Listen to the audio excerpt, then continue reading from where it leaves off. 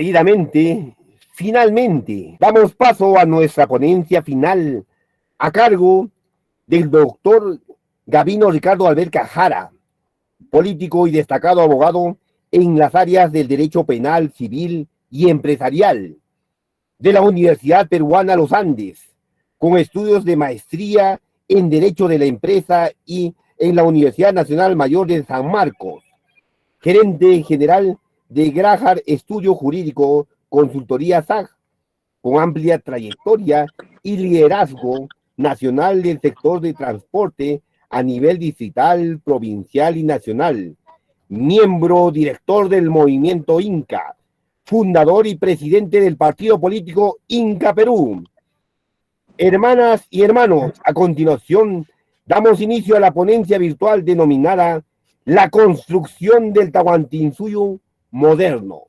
Gracias. Con ustedes, doctor Gabino Ricardo Alberca Jara.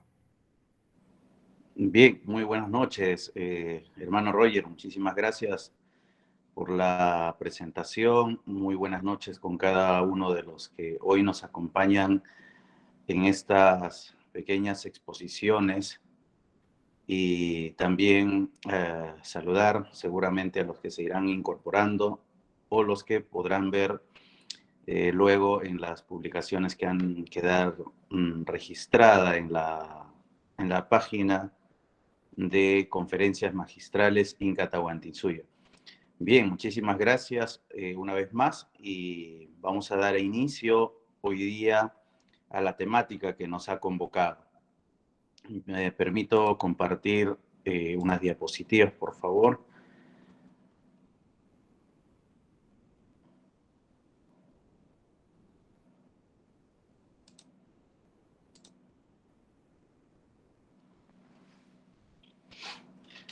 Bien, ¿me confirmas, por favor, hermano Roger, si se ve? Sí, conforme, ya es visible, doctor Ricardo. Bien.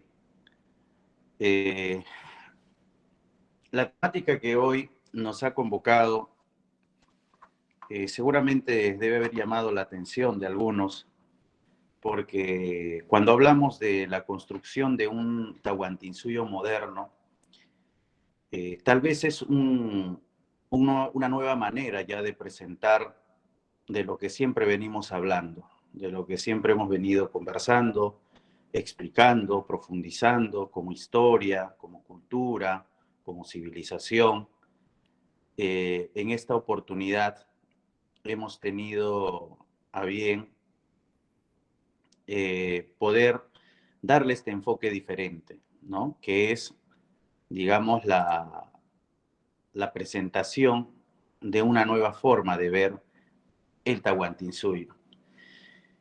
Y si bien es cierto, Tahuantinsuyo por sí solo nos va a llevar siempre a una visión hacia el pasado, hacia lo que fue, hacia lo que representa en sus diversas explicaciones.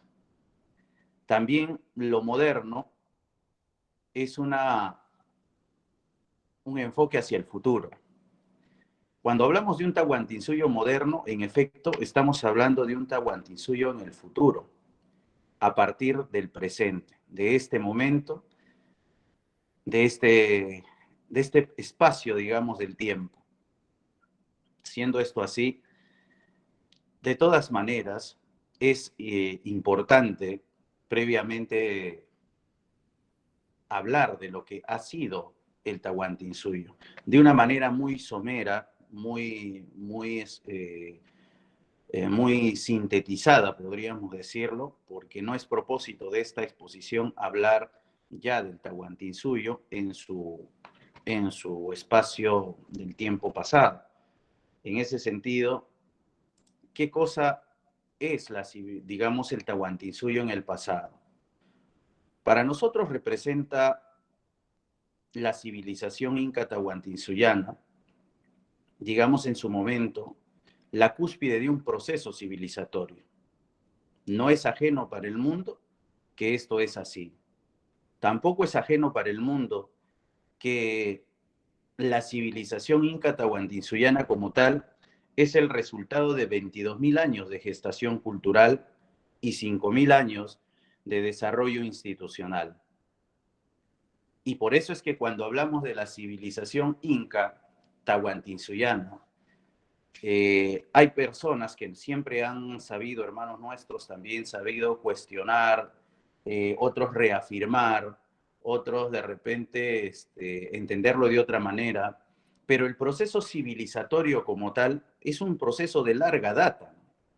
No es que la civilización inca sea un desplazador de las otras civilizaciones dentro del Tahuantinsuyo. El Tahuantinsuyo como tal, como su etapa en su formación geográfica, es, digamos, la cúspide de un proceso civilizatorio interrumpido, incluso diríamos abruptamente interrumpido. Porque previamente podemos considerar, acaso yendo en acorde con los historiadores, con los antropólogos que nos han podido de alguna manera, alguna data referenciar de la civilización Caral, por ejemplo, como una de las más antiguas de nuestra cultura en estos suelos, vamos a encontrar que en efecto, si nosotros analizamos que eso era una civilización que las anteriores no lo eran, las posteriores no lo son, claro que las son. En realidad todo responde a un proceso civilizatorio. Por eso hablamos de un proceso civilizatorio y por eso es que hablamos ahora. Decimos como propuesta, como de colocar en la agenda política nacional un resurgimiento civilizatorio que no es otra cosa que la puesta en vigencia de todo este proceso civilizatorio, de todo el cúmulo, de todo lo consolidado durante más de 20.000 años de gestación cultural y 5.000 años de desarrollo institucional que ha quedado interrumpido, obstruido, detenido por casi 500 años, es la tarea nuestra colocarlo en vigencia. Es tarea nuestra ponerlo hoy a su aplicación, a su continuidad, a darle una continuidad histórica. Por esa razón, decimos que la civilización inca tahuantinsuyoana no es desplazadora de ninguna otra, sino que es la última etapa de la formación tahuantinsuyoana. Evidentemente, de no haberse producido las interrupciones, la invasión, digamos, occidental, lo más probable es que la civilización inca tahuantinsuyoana tal vez hubiese pasado a convertirse en una nueva forma de expresión civilizatoria, como seguramente ha de ser en el futuro. Sabemos también que en esta etapa civilizatoria se ha forjado más de 28 disciplinas científicas y tecnológicas. Y hago esto como referencia mínima, porque en verdad hay hermanos que han sabido explicar muchas más disciplinas, pero yo prefiero pecar en lo mínimo que ampliar a lo máximo, digamos. Sin embargo, son 28 disciplinas científicas y tecnológicas que han sido altamente desarrolladas, profundamente desarrolladas, aplicadas y que han servido para el desarrollo de la civilización. Asimismo, tampoco es ajeno que el Tahuantinsuyo ha tenido un desarrollo de un auténtico sistema político, un sistema económico, un sistema social y un sistema cultural. Bien, eso es en síntesis. Podría yo en esta oportunidad citar o traer como referencia. No significa que sea lo único, porque podríamos pasarnos horas hablando de las grandes expresiones de nuestra civilización, de los grandes aportes de la civilización, de los grandes logros de nuestra civilización, que son incontables en realidad para una exposición. Pero en síntesis he querido traer esto como referencia de nuestro pasado histórico. Estos avances, estos desarrollos, estas realidades nos llevan seguramente a preguntarnos, seguramente a los que ya conocemos en algo, no ha de ser muy, eh, muy recurrente esta pregunta, pero en los más jóvenes, en los estudiantes, en los que recién se incorporan, se integran a comprender de qué cosa está hablando Inca Perú, de qué cosa hablan las conferencias magistrales, de por qué tanto tahuantinsuyanos, digamos, hablando sobre el pasado, por qué hay tanta corriente tahuantinsuyana o de otras formas de organización social que están, digamos, revalorando el pasado, revalorando nuestra historia, nuestra cultura. Bien, para los más jóvenes seguramente la pregunta es, ¿cómo surge esta manera de ser? O sea, estos conocimientos, estas formas digamos, de estructurar las instituciones, ¿cómo es que se dan esos procesos para que hayamos sido lo que hemos sido en su momento? Entonces, fundamentalmente, entendemos que la autenticidad civilizatoria ha de surgir, obviamente, a partir de del aislamiento, podríamos decir, en que nos hemos desarrollado como pueblos. Aislamiento respecto de otros continentes. Aislamiento que nos ha obligado a tener una propia manera de concebir la existencia, a comprender la existencia, a entender nuestro entorno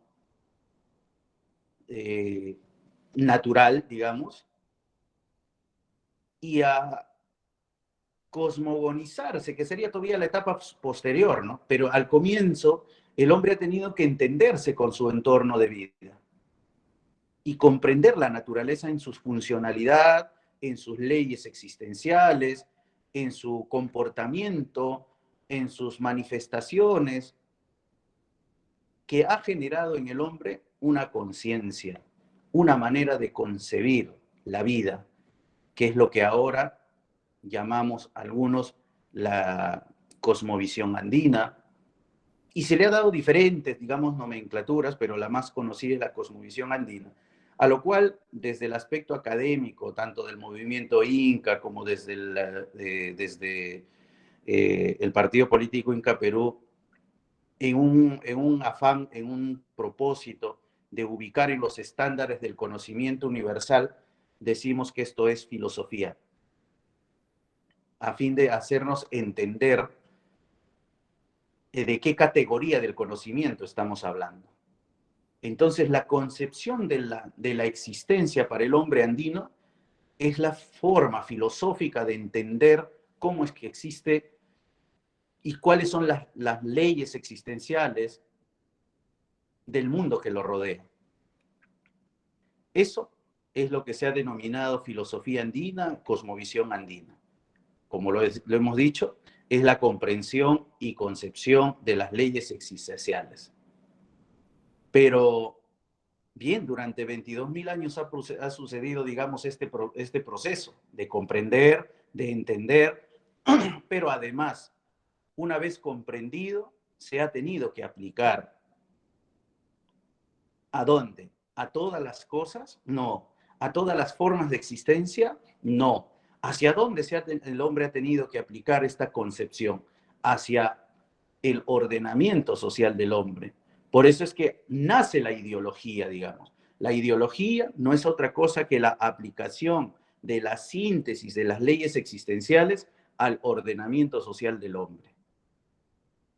Y que en su aplicación política tiene áreas de desarrollo, digamos, donde se aplica la ideología, que es en el desarrollo político propiamente dicho, que es aplicable al desarrollo económico, al desarrollo social, al desarrollo cultural.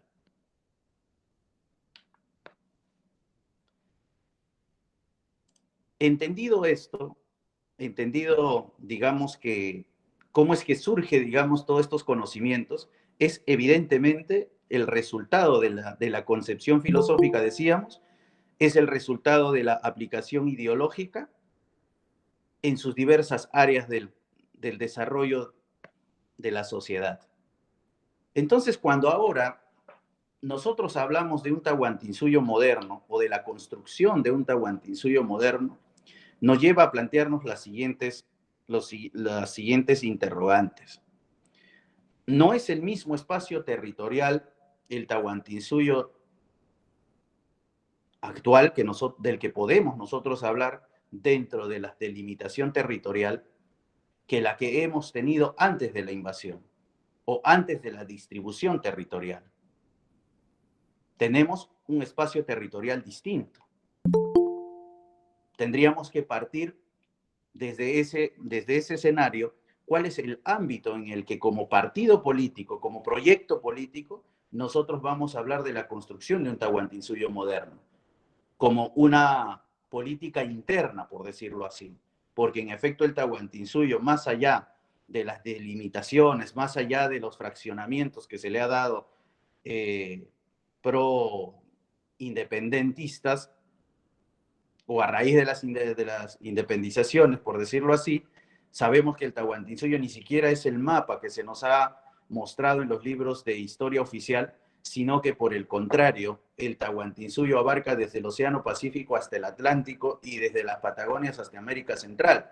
Quiero dejar eso claramente sentado, porque ese es el pasado nuestro, ese es el territorio que sigue existiendo hasta hoy, pero que actualmente, políticamente, hoy los que estamos hablando desde una propuesta política y por respeto a los demás desarrollos vecinos, tendríamos que hablar de la circunscripción que nos corresponde. Esto es lo que hoy se conoce como la República del Perú.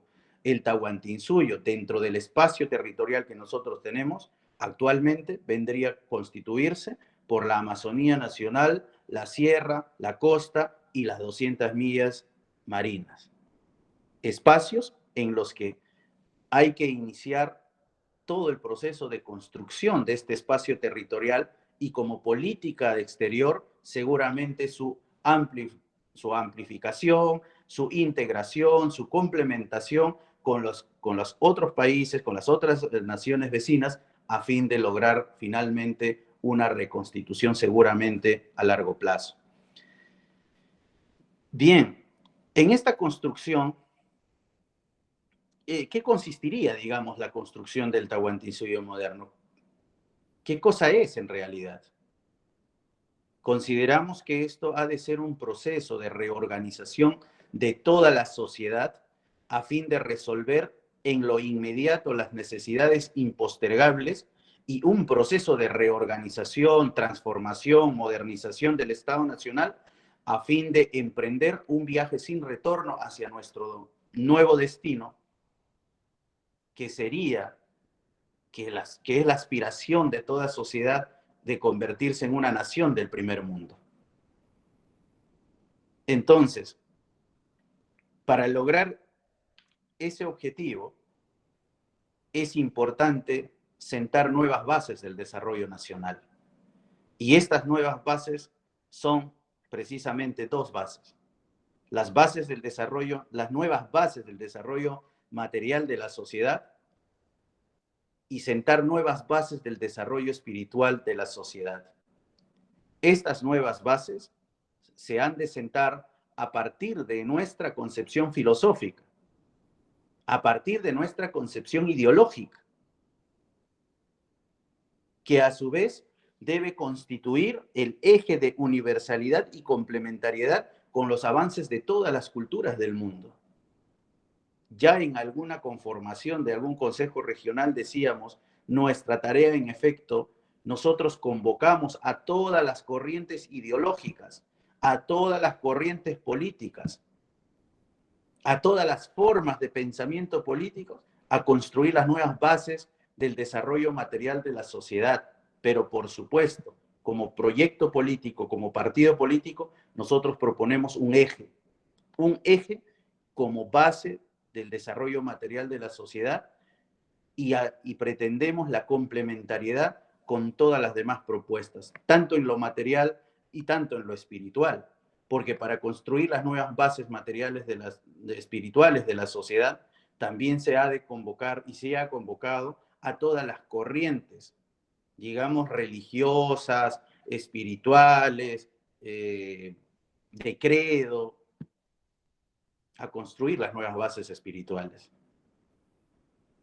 Pero nosotros también ponemos un eje allí que para nosotros son los valores, la ética y la moral, como eje, como propuesta sobre la cual se ha de construir o complementar las nuevas bases espirituales de nuestra nación. Evidentemente, estas bases responden a la aplicación de nuestra ideología.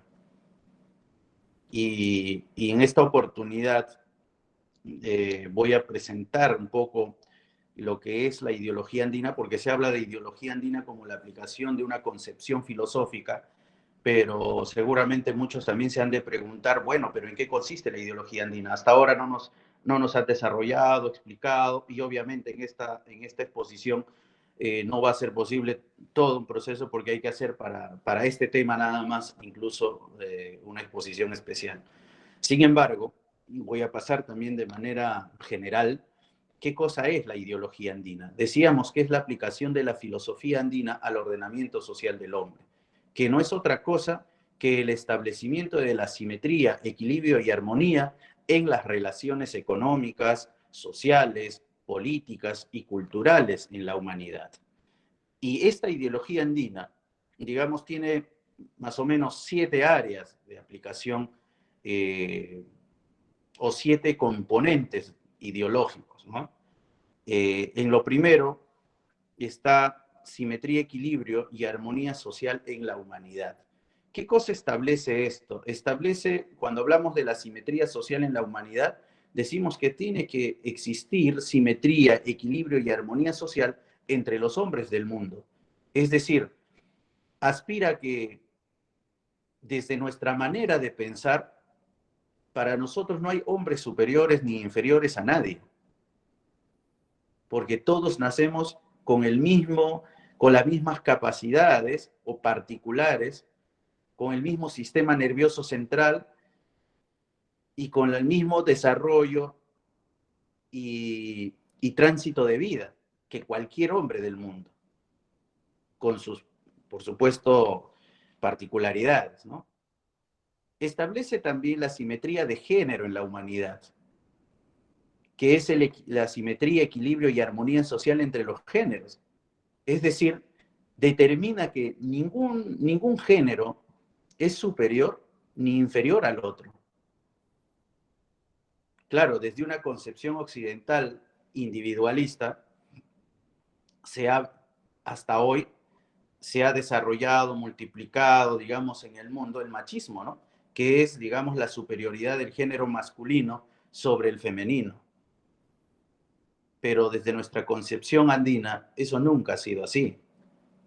Hoy estamos infestados todavía de esa manera de pensar, porque en efecto, si nosotros analizamos cuál es el verdadero problema de nuestro país, por lo menos hablando de nuestro territorio como tal en este momento, vamos a encontrar que lo que en realidad, de lo que nunca nos hemos independizado, a pesar que se ha dicho en 1821 que somos un país independiente, hasta hoy seguimos dependiendo civilizatoriamente. Tenemos la imposición de una civilización occidental.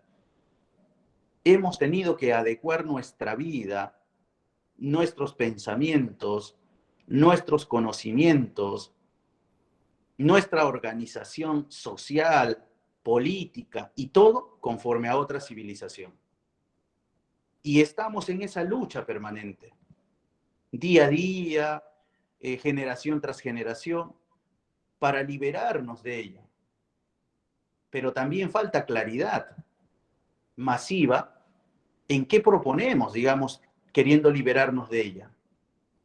Porque no estamos conociendo lo propio, no estamos conociendo nuestra filosofía, no estamos conociendo nuestra propia ideología, no nos hemos dado el trabajo de descifrar, descomponerlo, teorizarlo, visibilizarlo, comprenderlo, para poder plantearnos el reemplazo o digamos la puesta en vigencia en reemplazo de lo que hoy domina a nuestra cultura o a nuestra civilización. Tenemos una civilización prácticamente sobre otra civilización que es la nuestra. En esa civilización precisamente, pues, los géneros, el género masculino, el machismo viene de ese pensamiento unitarista, y en la concepción andina no existe género superior ni género inferior.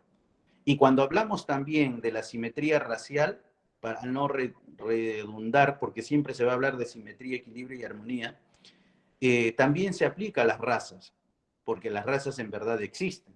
Existe la raza negra, la raza aria, la raza cobriza, la raza amarilla.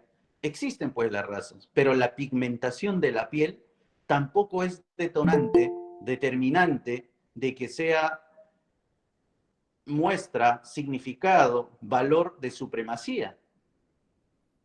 Para nuestra comprensión no existe supremacía de ninguna raza. Y cuando hablamos de la simetría cultural en la humanidad, es lo mismo.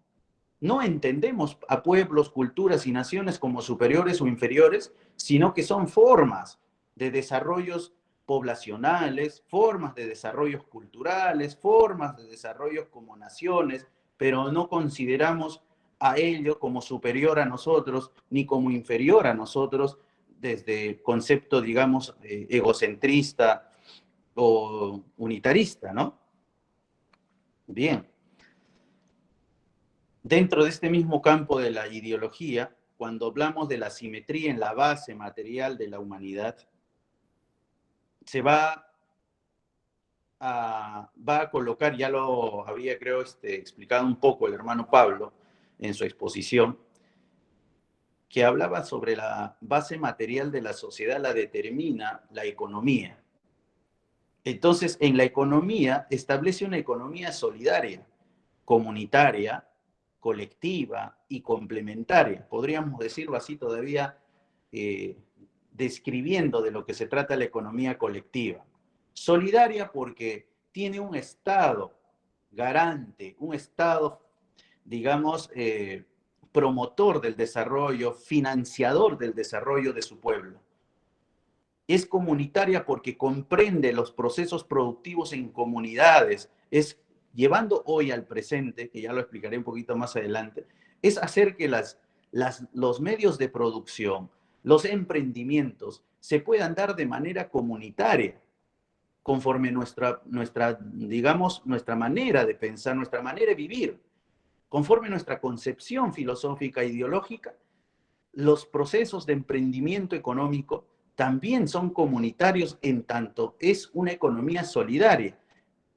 Y el conjunto de estos emprendimientos comunitarios forman la colectividad. Una colectividad y complementariedad. Decíamos en el mercado, pues, no va a existir un mercado, o a lo que llamamos hoy el mercado, es, digamos, en los espacios complementarios.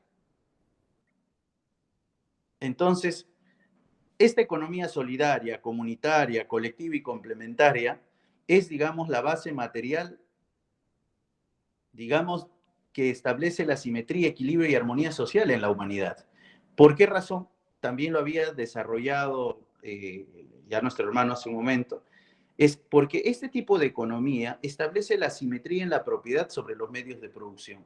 Si usted establece un medio de producción de 10, 100, 1000 personas, por ejemplo, todas acceden a la propiedad sobre el medio de producción. En un sistema capitalista, seguramente uno es el dueño y el resto es su peón.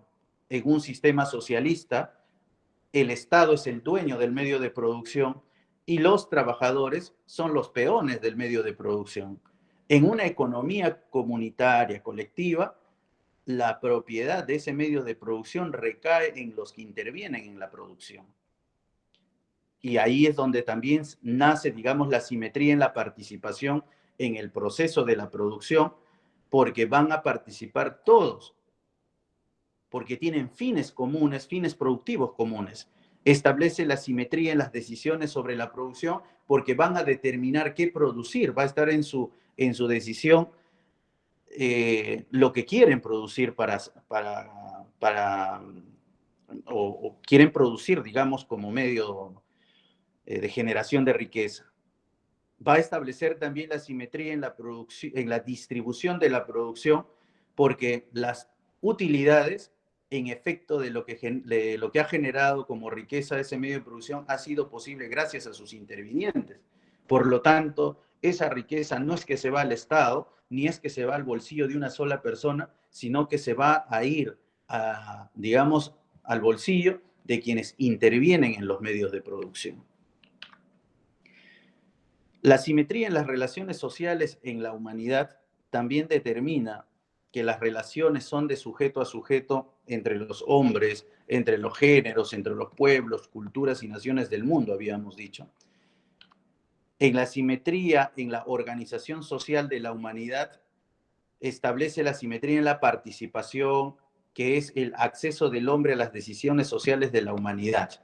Esto tiene que ver, por ejemplo, con el desarrollo político.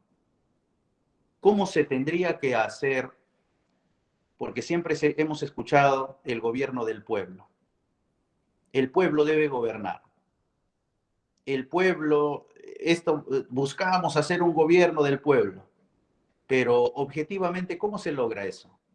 ¿Porque me eligen a mí o porque eligen a un fulano de tal y asume el gobierno, ya es gobierno del pueblo porque el pueblo votó? Ya es gobierno del pueblo porque los congresistas que representan a sus regiones y representan la territorialidad de las 25 regiones, ya es un gobierno del pueblo en realidad. Esa es hasta hoy la democracia. Frente a eso, la armonía es la versión superada, digamos, de la democracia para lograr el acceso del hombre en las decisiones sociales de la humanidad. ¿Tiene una manera de hacerse? Claro que tiene una manera de hacerse. Por eso es que a veces nuestro pasado determina nuestro futuro. Cuando miramos el pasado y vemos una organización decimal, por ejemplo, y teníamos una organización del Chunca Jamayo, Pacha Jamayo, Huananga Jamayo, es decir, jefe de 10 familias, de 100 familias, de 1000 familias, una organización de multiplicidad decimal, nos permite ahora entender por qué se establecía un sistema de organización de esa naturaleza, para su momento, por supuesto, su modo, su manera. Es la forma, pero el fondo nos dice que hay manera de organizar a la sociedad de tal manera que tenga capacidad de intervenir en las decisiones sociales. La simetría entre el derecho y deber social en la humanidad. Pues bien, hoy todos planteamos en el ordenamiento jurídico está establecidos los derechos y bien, también deberes. Pero en verdad, siempre desde nuestras comunidades hemos aprendido, ¿no? Esto nos lleva a digamos, un análisis de nuestra vida inicial, inclusive. Cuando uno es pequeño, nuestros padres o nuestros abuelos nos dicen siempre, sea comedido. Cuando vayas a un lugar, sea comedido. Ayuda, saluda, contribuye, suma. No te dice tú tienes derecho a comer. No te dice tú tienes derecho a que te atiendan. No, uno nace con una conciencia del deber y creces con la conciencia del deber. La consecuencia del deber es el derecho. Si trabajo, tengo derecho a comer. Si ayudo, bueno, se me considera el derecho también de que se me ayude. Entonces, la simetría entre el ejercicio del deber y el derecho establece un equilibrio de ordenamiento en la sociedad. También tenemos la simetría ante los logros y beneficios sociales en la humanidad. Esto es, obviamente, simetría en el conocimiento, en la instrucción, en la educación, en la especialización y ocupación en la humanidad. La simetría en la salud, en la seguridad social y previsional de la humanidad. Y otros dirán, ¿pero qué? ¿La simetría no es lo mismo que la igualdad? ¿Por qué se habla tanto de simetría y no de igualdad, por ejemplo? Porque la simetría no es lo mismo que igualdad. Incluso no es lo mismo que equidad. La simetría es más bien el soporte, digamos, o la genética de la misma igualdad o de la equidad. Y por equidad diremos, por igualdad diremos que todos tendremos derecho a comer, pero por equidad, cada quien debe comer de acuerdo a su necesidad. No es lo mismo un niño, lo que necesita comer un niño, que lo que necesita comer un hombre, por ejemplo, de un hombre adulto. Entonces, esa precisión quería hacer respecto a lo que representa la simetría. Finalmente, simetría en el reconocimiento y merecimiento social de la humanidad. ¿Qué cosa es esto? ¿Qué representa la simetría en la graduación, categorización, remuneración e incentivos sociales en la humanidad? Hasta aquí estamos desarrollando lo que es la base ideológica. Puede parecer todavía un poco falto de desarrollo, como lo he dicho, esto se va a desarrollar en alguna exposición a mayor profundidad, parte por parte, pero no quería dejar de explicar que esta es una base ideológica sobre la cual o con la cual se va a aplicar en política, con la cual se debe construir este Tahuantinsuyo moderno. Porque hemos dicho que si hablamos de un Tahuantinsuyo moderno es por un aspecto de referencia histórica, porque es nuestro legado histórico, es nuestro legado físico, geográfico, es nuestro espacio territorial, es la representación de una civilización. Y nuestra tarea de llevar a su modernidad precisamente tiene como esencia la conservación de sus bases, digamos, civilizatorias. Y estas bases civilizatorias, precisamente su concepto filosófico, su concepto ideológico y su aplicación política. Entonces, para citar algunos ejemplos, algunos ejemplos, en el desarrollo político, por ejemplo, bajo estas concepciones filosóficas, ideológicas y programáticas, se tiene que redefinir, reconceptualizar y redimensionar el Estado mismo. Por eso se habla de transformar el Estado. Se debe reformular todo el sistema electoral, por ejemplo, a fin de establecer el acceso armónico de los pueblos en las decisiones del Estado como versión moderna, decíamos, de una democracia ya desfasada. Y se debe implementar un cuarto poder en el Estado para llevar las realidades y necesidades de la sociedad. Y digo esto porque hoy tenemos un Estado que no sabemos para qué sirve.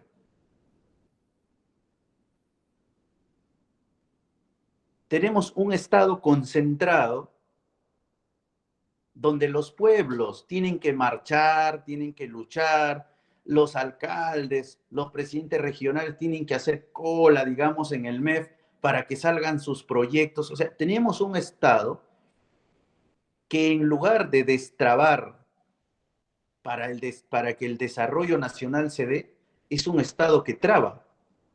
Es un Estado árbitro que deja que el libre mercado determine sus condiciones de vida en lugar de ser un Estado promotor del desarrollo nacional. Por eso decimos, se debe redefinir, se va a reconceptualizar y se tiene que redimensionar el Estado. Y cuando hablamos de reformular el sistema electoral, porque hoy actualmente el sistema electoral es precisamente la cuna de la corrupción.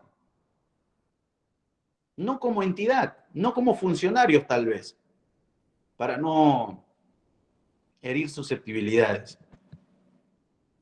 Pero el sistema electoral en sí es un sistema que promueve corrupción,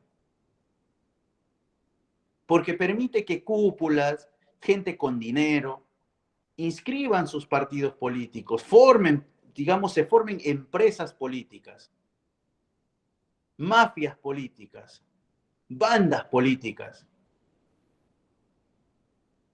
Y como quiera que el pueblo hemos llegado también como pueblos a asquearnos de esa manera de hacer política, entonces decimos, no, yo no quiero entrar en política, no me interesa a mí la política, yo vivo de mi trabajo, no me interesa hacer partido político.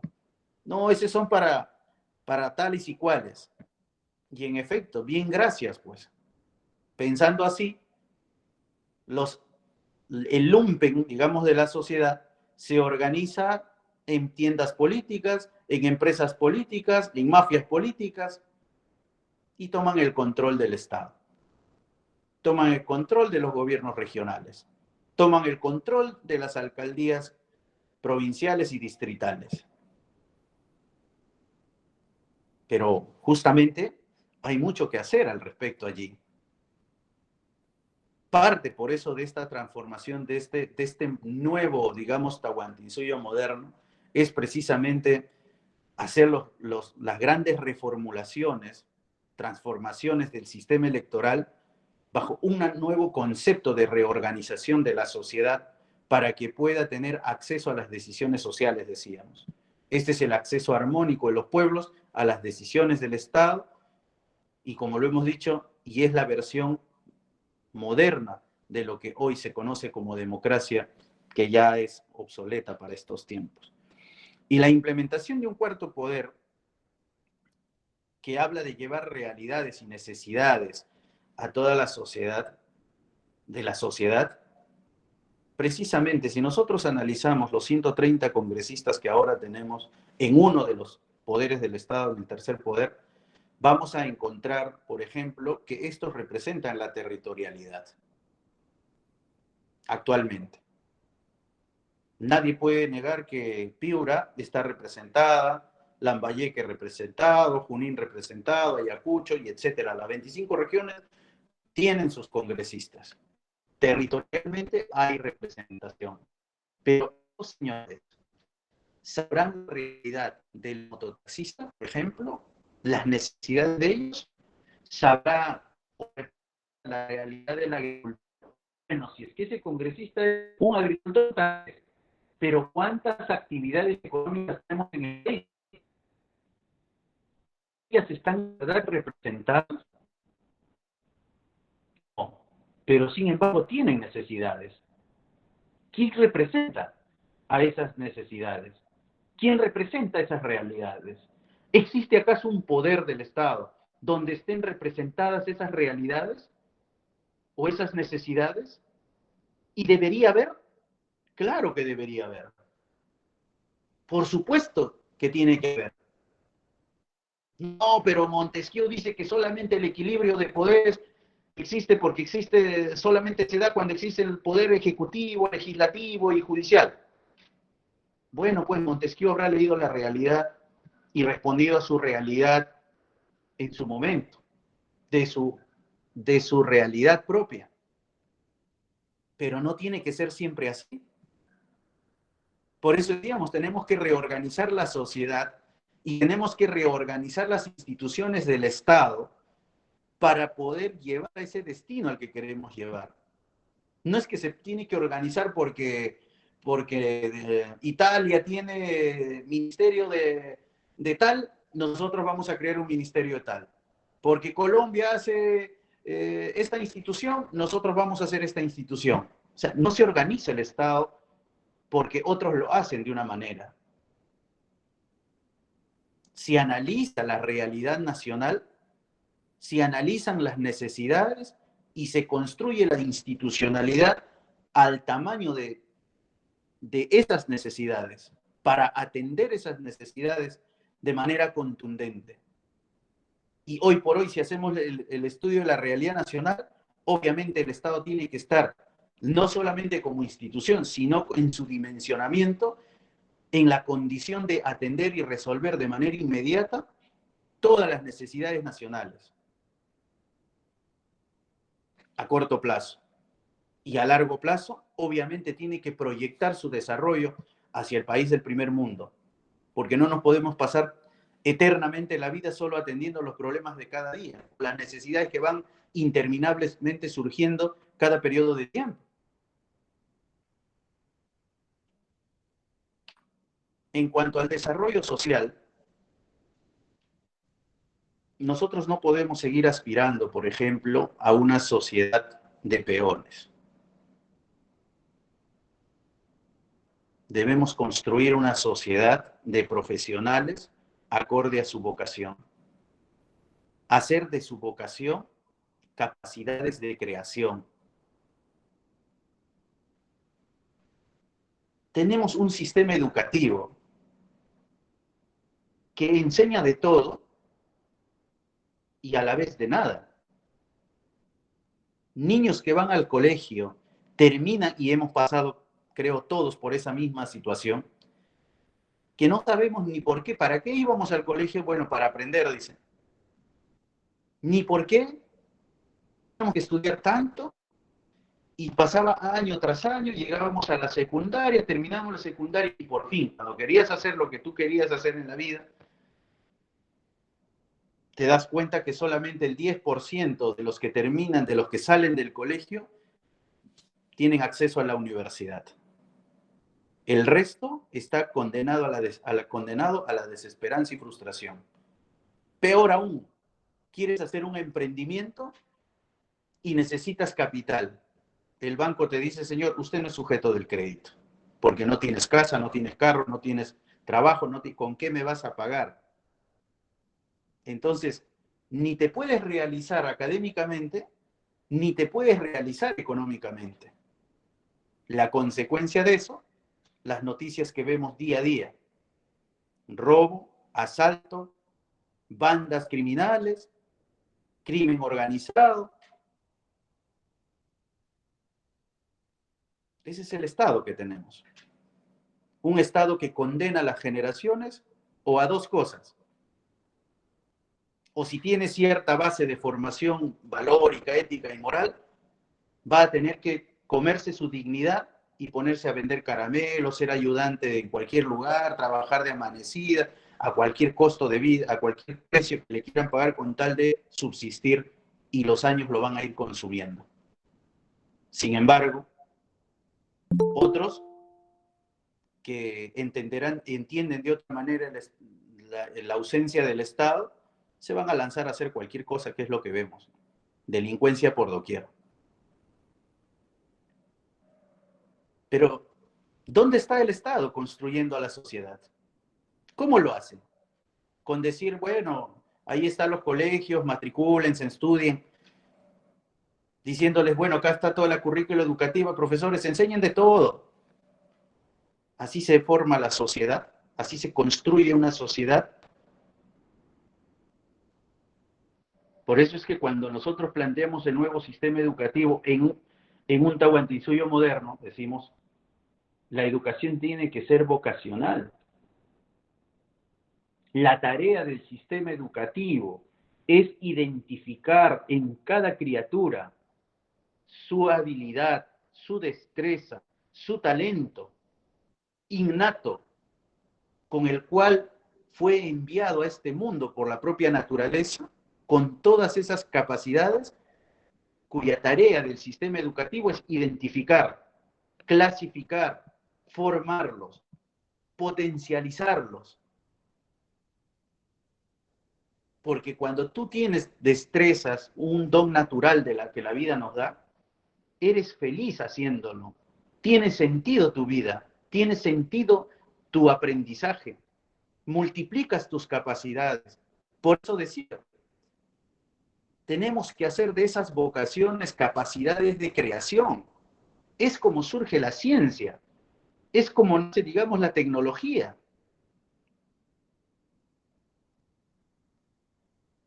Es en cuanto al desarrollo social. Pero también tenemos un gran problema en la sociedad. Gente enferma por doquier, haciendo colas en los hospitales, colas en los seguros social donde ya se les descuenta de por sí a los empleados, pasando de una cita a otra en 3 meses, 4 meses, cuando la enfermedad ya se agravó. Gente que no tiene dinero para curarse, muere por falta de dinero en las calles, o tiene que vender su casa, su carro, endeudarse en el banco para poder curarse. Ni qué decir. Estamos tan ocupados en atender esta gran problemática que ni siquiera tenemos la capacidad de prevenir el futuro del sistema de la salud pública. Pero si el problema es concreto, hay una sociedad que está enferma y el sistema de salud tiene que ir al encuentro a resolver ese problema. Pero el sistema de salud también debe tener un propio subsistema de prevención de las enfermedades. Esa es su tarea, ese es su objetivo. Darnos una sociedad sana.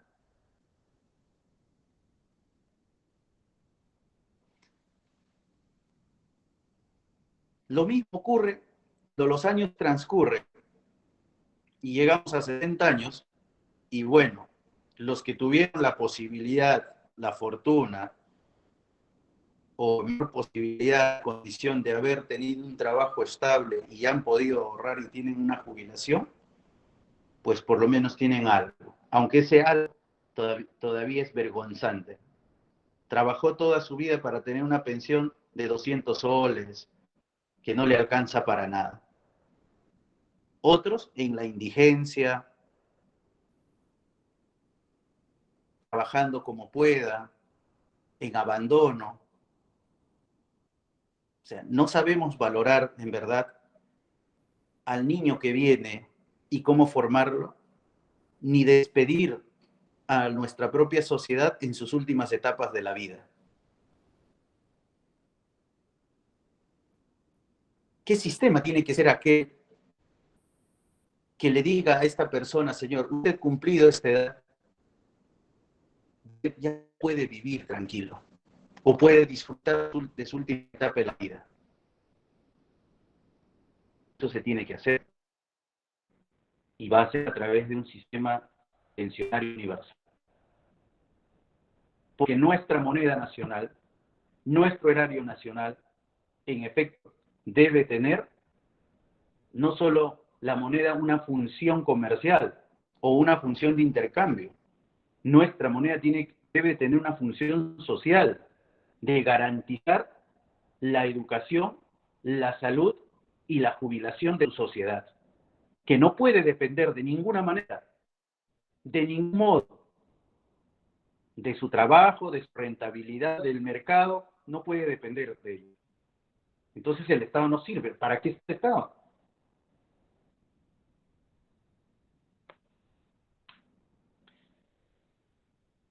Aplicación en el desarrollo económico. Decíamos, y hacía un ejemplo hace un momento, ¿no?, de los jóvenes. O sea, el Estado tiene que, nuestro pensamiento, nuestra filosofía, nuestra ideología, nos lleva a entender que como Estado tiene que establecer los sistemas de financiamiento de los sueños, ilusiones y aspiraciones de todo emprendimiento económico generacional. Ya la forma se establece, pero el fondo es esto. No puede haber generación que esté en la desesperanza y frustración, porque lo ideal incluso, lo correcto, lo justo, es que una persona garantizada su educación desde que nace o desde sus primeros años de vida hasta su maestría, doctorado,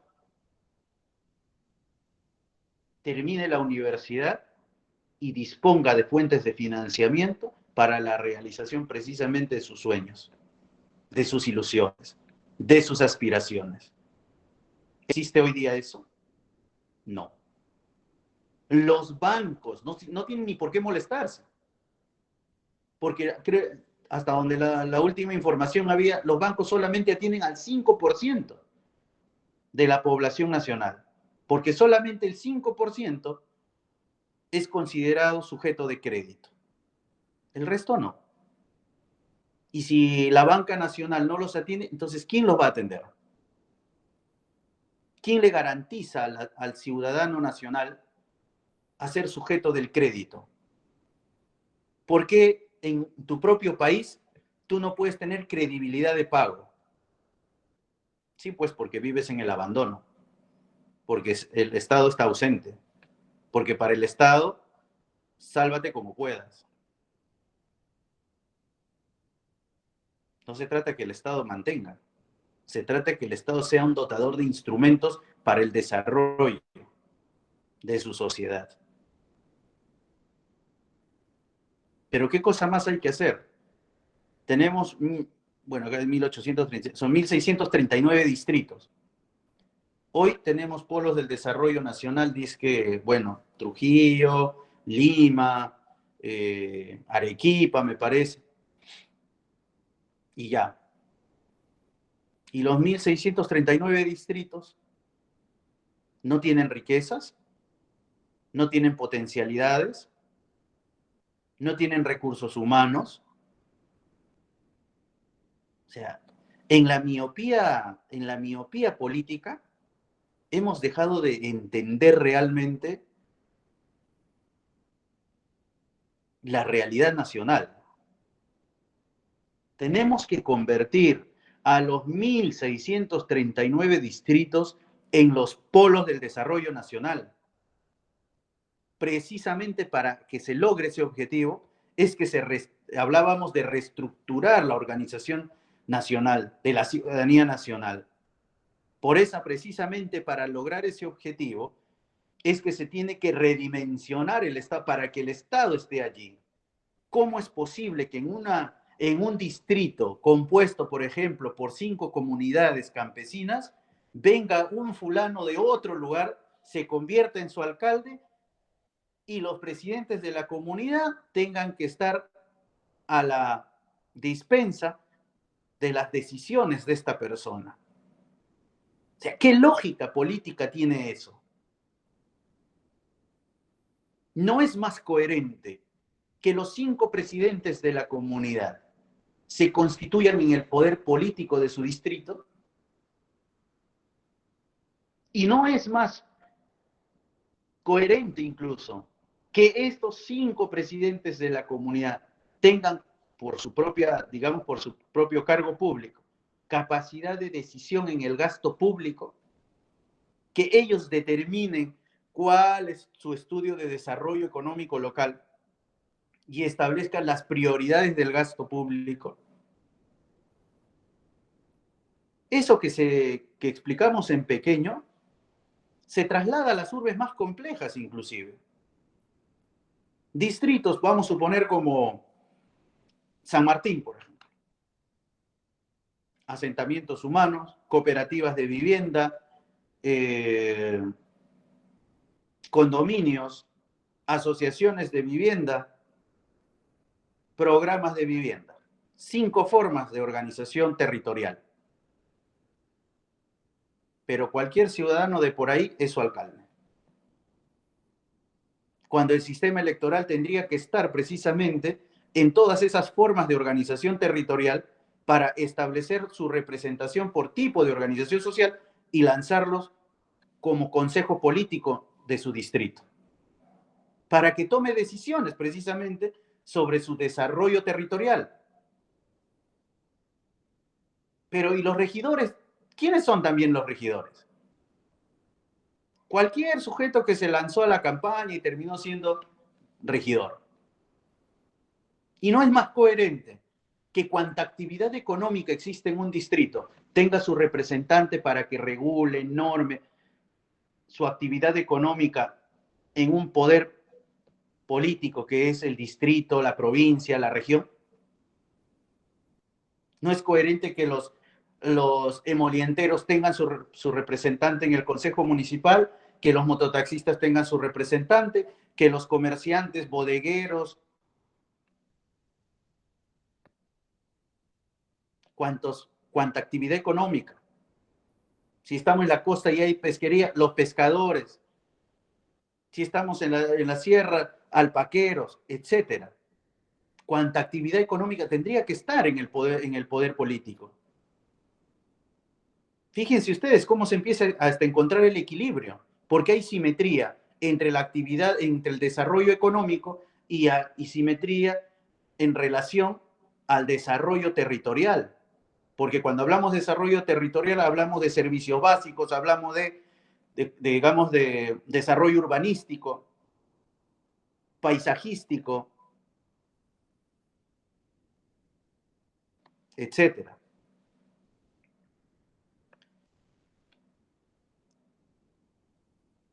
Después tenemos que también se tiene que realizar, digamos, la transformación y modernización de los sistemas extractivos, productivos, transporte, almacenamiento, distribución y comercialización. Hoy día, en el Perú tenemos, ¿qué cosas cuando hablamos de sistema extractivo? Lo que la naturaleza nos da. Está para ir y recoger. Y hay de dos tipos, los que se renuevan y los que no se renuevan.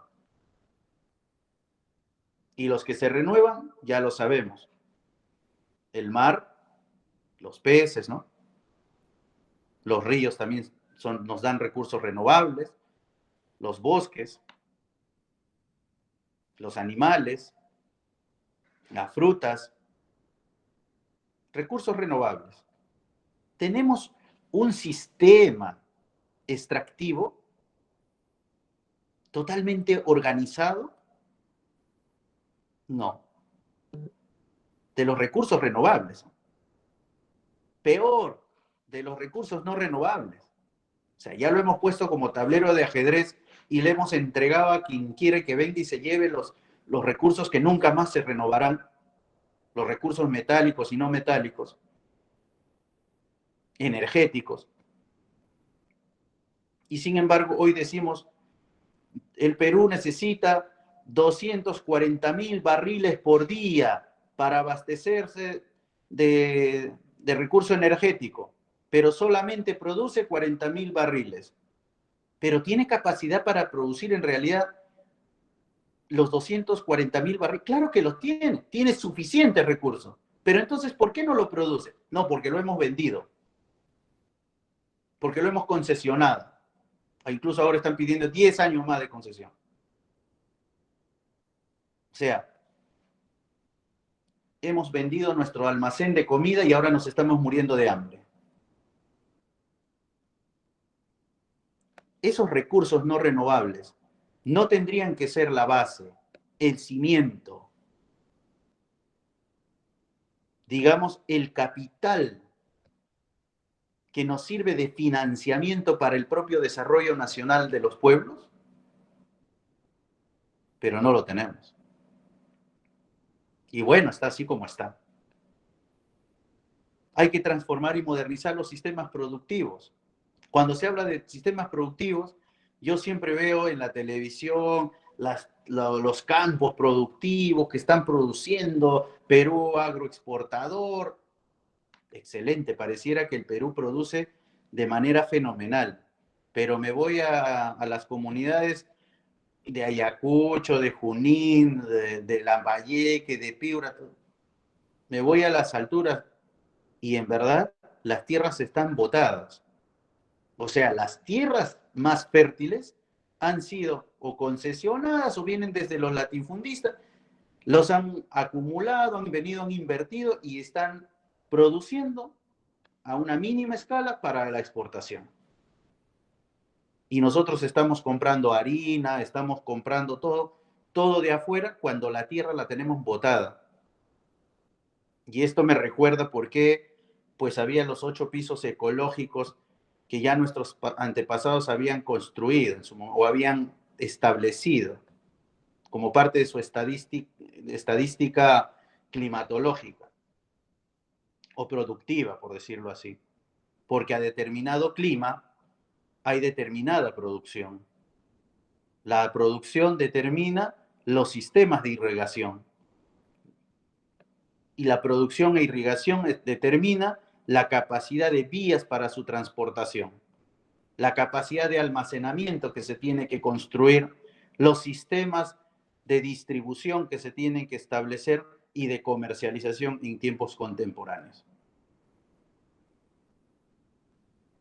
Hoy las tierras están botadas y decimos, bueno, en Machu Picchu, en Cusco, qué bonitos andenes, qué bonitas terrazas, ya en un lenguaje más arquitectónico, qué bonitas terrazas, lo hacían porque era parte de la belleza. No, los andenes, las terrazas forman parte del acondicionamiento de la tierra para la producción a escala. Y si hoy estuviésemos aplicando nuestra propia manera de organizar nuestros sistemas productivos, estaríamos preparando toda la tierra nacional. Primero, haciendo el estudio del suelo nacional para determinar qué cosa produce a qué altura, porque el clima ha cambiado y el calentamiento global nos ha traído una variación de climas y microclimas, y por lo tanto hoy la tierra produce en algunos sitios cosas que antes no producían y está produciendo. Pero debemos hacer el estudio del suelo nacional para determinar qué cosa va a producir. Y si sabemos qué cosa produce, qué tipo de abono necesita para su maximización, qué cantidad qué sistema de irrigación necesita, qué cantidad de agua necesita para poderse construir, ya sean lagunas artificiales en metros cúbicos necesarios para abastecer piso por piso ecológico, para construir carreteras de acuerdo al tamaño de la producción a gran escala de la tierra. Hoy cada quien siembra, uno siembra papa, el otro siembra oca, el otro siembra maíz, y claro, eso solo alcanza para la comida. Eso solo alcanza para comer. Pero quiero vender. ¿Cómo vas a vender un cuarto de hectárea? ¿Quién te va a venir a comprar un cuarto de hectárea? Pero cuando hay una visión clara de reorganizar, y que tanto se habla de la reforma agraria, por decirlo así, es que cuando estableces la producción a escala, tú puedes ser dueño de tus parcelas, pero tienes que sembrar lo que la ciencia te dice que ahí va a crecer. Y porque solo así vas a producir a tonelajes por cantidad. Y porque así puedes llegar a negociar en mejores condiciones la venta de tu producción, el intercambio de la producción nacional, etcétera. Podríamos pasarnos hablando muchísimo de esto, pero no quiero profundizar más. Esto es en el tema del desarrollo económico. Decía, por eso estos son algunos ejemplos, porque la economía, el desarrollo social, el desarrollo político es gigantesco, en verdad. En cuanto a las relaciones en cuanto al desarrollo cultural, bueno, se tiene que establecer relaciones de simetría cultural. Los pueblos ayánicas, shipibos, conibos, aymaras, quechuas, hoy enfrentándose, peleándose, ¿no? Minimizándose. ¿Acaso alguien es superior a alguien? Nadie es superior a nadie, inferior a nadie. Somos formas de desarrollo que nos gusta, que nos agrada su manera, nos enorgullece. Que Huancavelica tenga su particularidad, que Lambayeque tenga su manera, que nuestros hermanos en la Amazonía Nacional, dentro de la Amazonía también hay diversidad de manifestaciones culturales. Esas deben establecerse las simetrías existenciales, relacionales.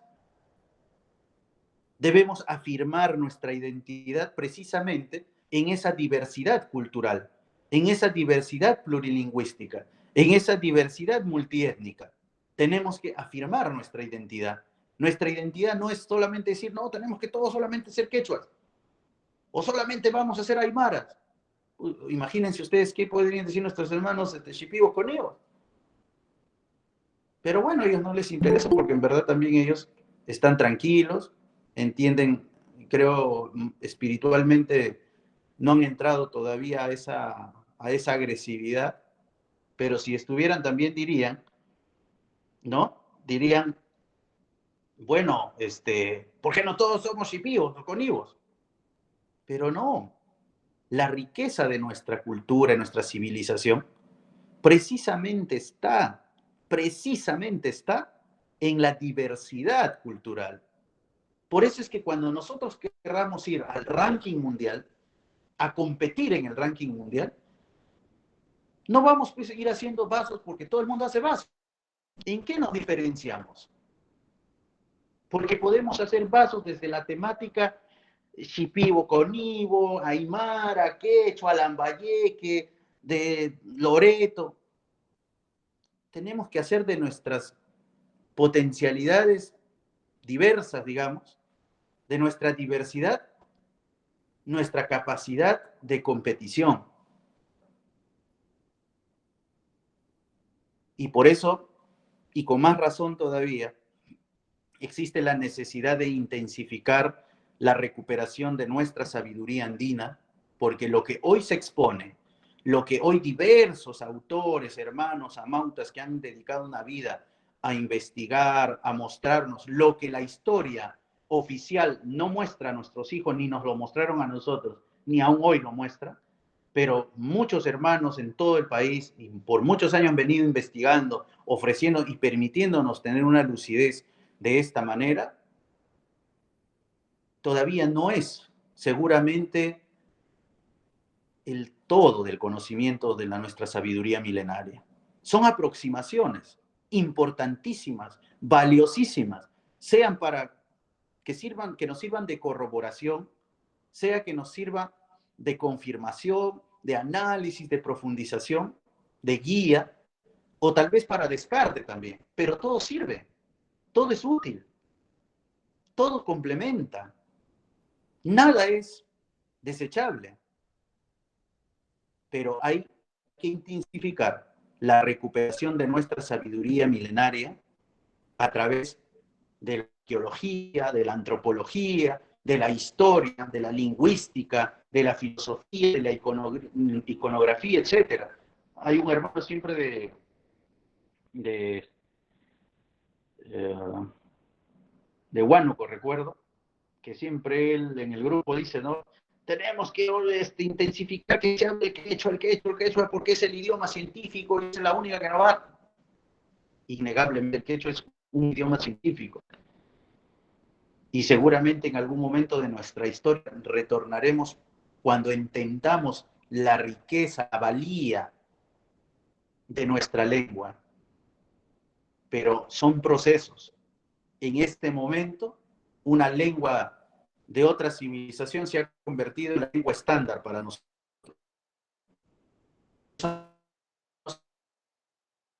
Por eso debemos abandonar toda la lingüística. La lingüística debe dar el análisis científico, porque cuando hablamos de nuestra sabiduría, cada una de estas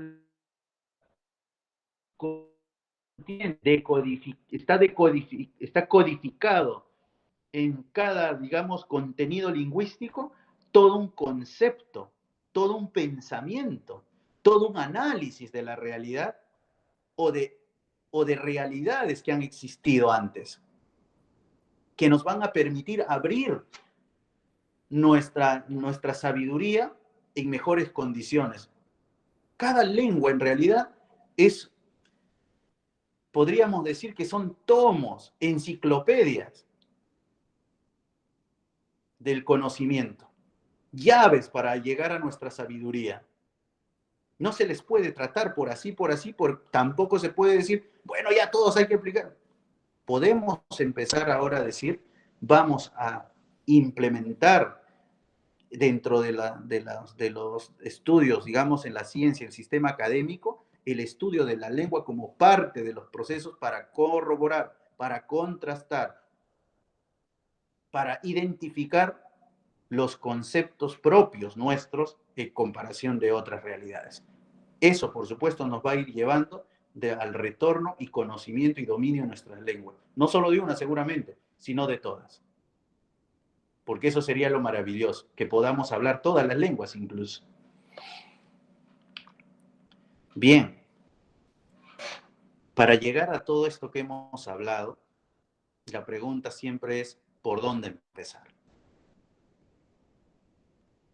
¿Por dónde empezamos a hacer este cambio? Porque es bonito hablar, es bonito soñar, dice. Todo se puede hacer hablando, todo se puede soñar, todo se puede pensar. Ya, pero vamos a analizar la viabilidad, dice. ¿Cómo logramos ese objetivo? ¿Dónde empieza? Pues bien, en estos momentos, ¿cómo se llega al poder? ¿Cómo se llega a la administración del Estado? Mediante el uso de las armas, mediante la revolución. O sea, objetivamente, ¿cómo se llega actualmente en el Perú? Se llega a través de participar en las elecciones presidenciales. ¿No es cierto? Para, para postular, tienes que cumplir con un requisito: tener un partido político. Pero ¿será suficiente eso? Y bueno, ya y tiene luego el ejercicio del cargo. Pero ¿será suficiente solamente tener un partido? Porque ya tenemos la experiencia con el hermano Pedro Castillo, ¿no? Él que dijo, ¿no? Ya, bueno, me piden requisito un partido, acá tengo un partido. O el partido dijo, bueno, mi requisito para llegar al poder es tener un candidato que arrastre, un candidato que tenga simpatía, que reúna las cualidades, las características para que pueda ser elegido, que aparente ser que sea de pueblo, etcétera. Ya, listo, cumplo el requisito del biotipo de persona que el pueblo va a elegir. O al revés, tengo el partido y con el partido voy a llegar al poder. Requisitos. Pero ya, son requisitos para llegar al poder, requisitos de forma, pero los requisitos de forma nadie cuestiona, nadie dice nada. ¿Cuál es la base filosófica? ¿Cuál es la base ideológica? Mañana me puedo poner sombrero, me puedo poner poncho, hasta puedo aprender quechua como si fuera mi lengua materna. Y ya por eso es garantía de que se va a hacer un gobierno o se va digamos, llevar al Estado al lugar donde se tiene que llevar, a la nación al lugar donde se tiene que llevar. Ya es garantía de que el pensamiento de un pueblo, de una civilización está en el poder. No. ¿Hemos llevado a hombres tahuantinsuyanos al poder? Sí, pero en su cabeza, en su pensamiento, en su doctrina política, ¿tenían el pensamiento de nuestra civilización? No, porque han ido llevando el pensamiento capitalista, como caso Toledo, el pensamiento socialista, como caso Humala, que luego terminó pasándose al otro lado. Han llevado hace poco el presidente actual un partido con un pensamiento socialista, pero con una ideología particular, nula, neutra. Esas son cuestiones de fondo. ¿Cuál es la base filosófica de un partido? ¿Cuál es la base ideológica de un partido? ¿Cuál es la base, su programa político, en qué se fundamenta? Porque yo puedo decir que voy a hacer una casa de cartón, pero tiene que tener fundamentos para que determine si va a durar o no va a durar, va a ser efectivo o no va a ser efectivo, va a servir o no va a servir. Pero no hay. Tenemos que ahora, por ejemplo, en las elecciones del 2026 se va a dar un fenómeno político, ¿no? Porque después de muchísimos años se va a presentar 5 procesos electorales juntos en paralelo. Tenemos las elecciones a presidente y vicepresidentes, las elecciones congresales, las elecciones regionales, provinciales y distritales. Sí. Y el partido político que tenga la capacidad de organizar, de saber lanzar un mensaje claro, que tenga la capacidad de arrastrar, lo más probable es que pueda generar tal vez el primer proceso electoral con gran arrastre y ocupación de los cargos públicos a nivel nacional.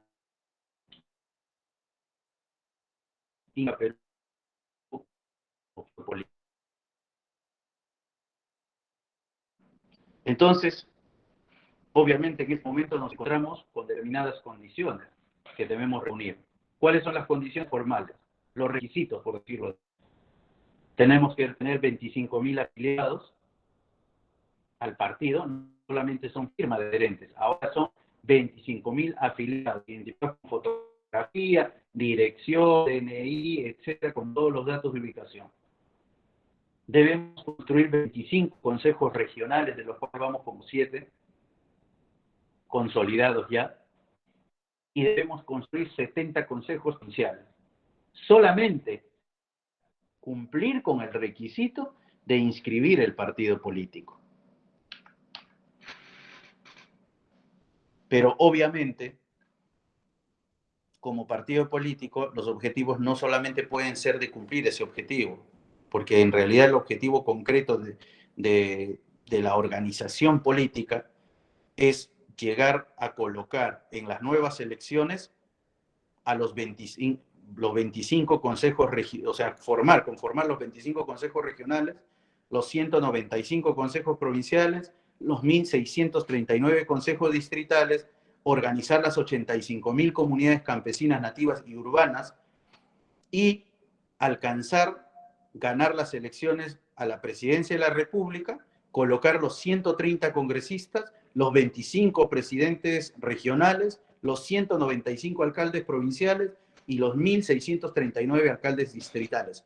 Utopía o no, ilusión o no, sueño o no, como lo podrían decir algunos, pero son objetivos partidarios que estamos trabajando para lograr ese objetivo. Porque por primera vez en la historia, si estamos entendiendo el mensaje con claridad, procuraré que cada vez sea más claro, si es que acaso no lo es, debemos llevar, por eso debemos lograr copar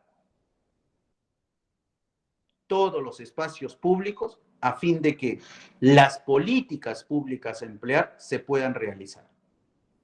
Y no estar como ahora sucede, que en el Poder Ejecutivo está el presidente con sus proyectos y en el Poder Legislativo está el Congreso con otras pretensiones, divorciados totalmente. No se puede lograr así. En política, por lo menos para este nuevo proceso, tenemos que ser claros. Debemos ganar con la mayoría absoluta si queremos en verdad hacer los cambios. Y por eso allí viene la responsabilidad de todos de construir un partido con la capacidad, con el tamaño de lograr hazañas históricas. Y si hablamos de hazañas históricas, estamos hablando precisamente de plantearnos un resurgimiento civilizatorio. No se va a lograr ese objetivo si nosotros vamos a seguir jugando a ver, convénceme, a ver qué me regalas, a ver si es más bonito, a ver si su mensaje es mejor el de acá que el de allá, voy a verlos cómo debaten y de acuerdo a eso me convenzo. No, hermanos. Hay que tener responsabilidad como pueblos, hay que tener responsabilidad como sociedad de analizar que la política, de entender que la política interviene en nuestra economía, en nuestro desarrollo social, en nuestro desarrollo cultural, determina en el futuro nuestro y de nuestras generaciones, y que por lo tanto nos obliga, nos guste o no, la historia nos está convocando a ser parte de este proceso. Nos está convocando a dar un cambio histórico. Nos está convocando al Gran Pachacuti. Entonces, hermanos, como hemos dicho, de que estos objetivos se puedan lograr, dependerá no solamente de mi voluntad y el trabajo y esfuerzo que yo haga y todos los que se están incorporando al proyecto político sigamos haciéndolo. Esto dependerá de la toma de conciencia ciudadana, dependerá de la participación en lugar de la indiferencia y dependerá de la acción en lugar de solo ponernos a opinar. Porque nos podemos pasar conferencias tras conferencias aquí, sábado tras sábado, años, y no por eso algo se va a transformar. No por eso algo va a cambiar. Nosotros nos haremos más viejos, nosotros cambiaremos, nos deterioraremos, aprenderán algunos más que otros, pero no va a cambiar la realidad. La realidad se cambia poniéndonos en acción.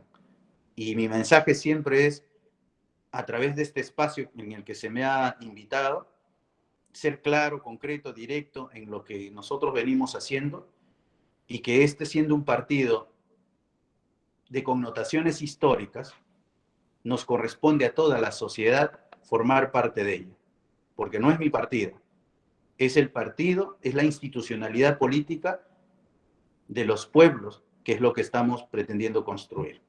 Muchísimas gracias, hermano Roger, y ya no a las preguntas que se me pueda formular. Bien, expresamos nuestras felicitaciones y agradecimiento a nuestro hermano, el doctor Gabino Ricardo Alberca Jara. Bien, expresamos nuestro agradecimiento al doctor Gabino Ricardo Alberca Jara, fundador y presidente del partido político Inca Perú. Asimismo, a nuestro amauta, el ingeniero Lucio Pablo Taipe Quintanilla. Hemos culminado nuestra ponencia virtual magistral de conferencias magistrales Inca Tahuantinsuyo. Esperamos volvernos a encontrar en nuestro próximo evento. Gracias a cada uno de ustedes, hermanas y hermanos, por habernos acompañado en el camino de reivindicar y conocer nuestra cultura. Muchas gracias a cada uno de ustedes, hermanas y hermanos. Buenas noches. Tupananchis Kama, Hayaya Tahuantinsuyo.